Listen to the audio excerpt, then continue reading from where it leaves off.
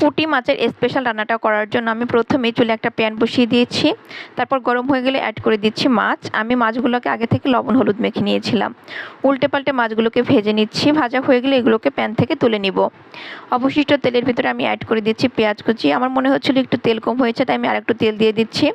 তারপর নরম হওয়া পর্যন্ত ভেজে নিচ্ছি। অ্যাড করে দিচ্ছি 1 চামচ আদা রসুন বাটা। একটু ভেজে নিচ্ছি যাতে করে কাঁচা গন্ধটা চলে যায়।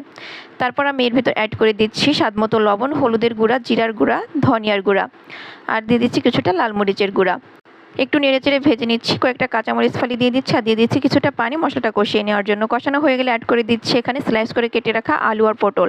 একটু নেড়েচেড়ে ঢাকনা দিয়ে ঢেকে এটা ভালো মতো কষিয়ে নিচ্ছি। কষানো হয়ে গেলে ঢাকনা তুলে নিচ্ছি। এর ভিতরে ভাজা মাছগুলো অ্যাড করে দিয়ে একটু নেড়েচেড়ে মিশিয়ে নিচ্ছি। তারপর অ্যাড করে দিচ্ছি 1 কাপের মতো পানি।